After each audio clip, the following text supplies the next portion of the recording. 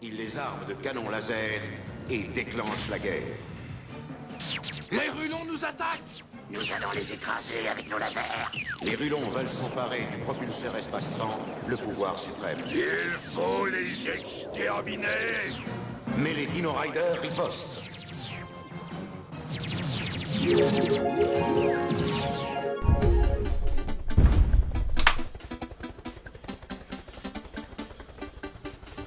Bon, allez là, debout, espèce de gros. T'as pas changé d'habit, toi? Ouais, t'as vu, c'est cool, hein. Oui, par contre, le t-shirt, moi, j'ai pas réussi à l'enlever, donc c'est pas... Bon, c'est pas grave. Faut qu'on fasse l'épisode, là. Ok, d'accord. Je sais de quoi on va parler. Générique.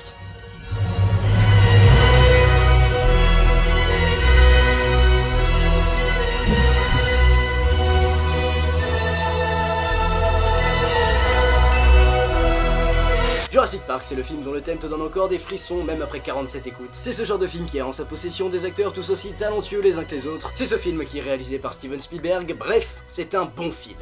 Alors fais gaffe, si tu n'as pas vu ce chef-d'œuvre, eh ben on va sévèrement te le spoiler. Dégage, dégage.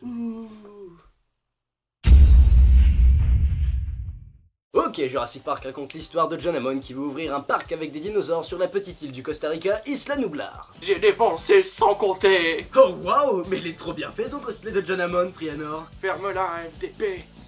Bref, à cause de la mort d'un employé juste avant l'ouverture, John Hammond veut assurer la sécurité de son parc en faisant venir des experts, comme le docteur Alan Grant et sa poteau Ellie Statler, un avocat et Jeff fucking Goldblum. Il a un nom, le personnage de Jeff Goldblum. Oh, désolé, Jeff Goldblum. Donc, la visite du parc est plutôt ennuyante jusque-là. Ouais, un peu comme cette chronique. Jusqu'à ce qu'une tempête tropicale mette le dawa sur l'île. Le courant se fait couper par un traître, le T-Rex s'échappe et les vélociraptors aussi, et ils en produisent pour se reproduire alors que normalement ils pouvaient pas. Respire. Le groupe se sépare, Grant et les petits-enfants d'Hammond vont se cacher pour la nuit. Le lendemain, Grant traumatise les enfants, on trouve des morceaux de Samuel L. Jackson, et tous les personnages se retrouvent dans l'accueil du parc où ils se font encercler par des vélociraptors. Heureusement pour eux, nos héros se font aider par la magie du scénario bien écrit, et le T-Rex vient les sauver des raptors. Bonjour le Deus Ex Machina. Ça on le garde pour après. Ok, d'accord. Messieurs, est-ce que vous avez des remarques à faire?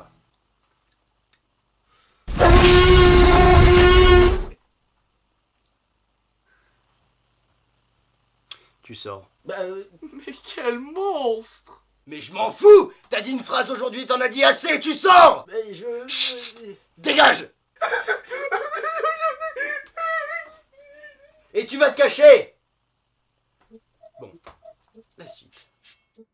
Vous le savez sûrement, Spielberg a découvert Jurassic Park avec le roman écrit par Michael Crichton en 1989, à l'époque où celui-ci voulait bien le donner à n'importe qui le voulait. Ce qui veut dire que Richard Donner, Joe Dante ou bien Tim Burton auraient pu réaliser Jurassic Park. Ça aurait eu une tête très différente. Bah déjà à cause du scénario. Très belle transition les enfants. Le scénario.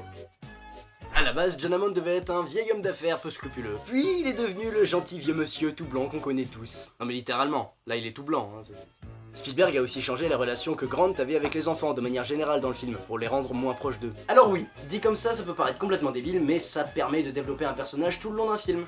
Waouh. T'en sais des choses. Merci.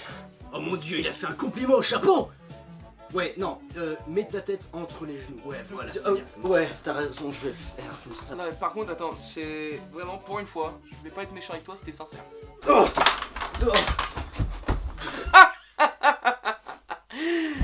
Fragile.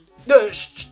Le Deus Ex Machina, on en vient. C'est le fait d'apporter un élément divin dans un récit pour que celui-ci se finisse plus vite. Là par exemple, dans ce film, le Deus Ex Machina, c'est le T-Rex qui vient sauver les héros encerclés par les raptors. La plupart du temps, c'est assez mal vu de faire ce genre de procédé, c'est un peu paresseux tout ça, mais c'est du Spielberg là, donc ça passe.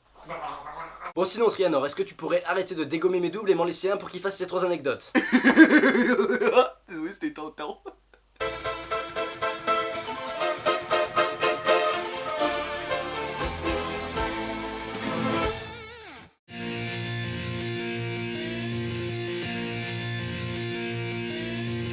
Vous savez, parfois, un tournage, c'est pas très facile, hein.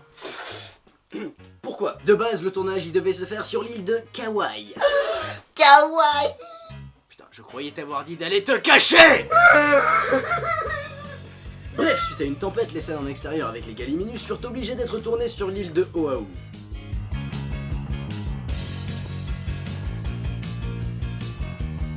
Universal Pictures a mis la pression à Spielberg pour qu'il réalise Jurassic Park avant la liste de Schindler, un projet qui lui tenait beaucoup plus à cœur que Jurassic Park.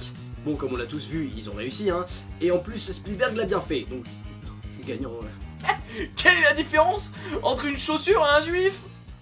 On en trouve plus en 39 qu'en 45. Trianor, on peut pas laisser passer ça. Hein. Non, c'est juste que... Je crois que j'ai demandé à quelqu'un d'autre de faire ton travail. Ah. Numéro 3. C'est vrai qu'il était quand même bien.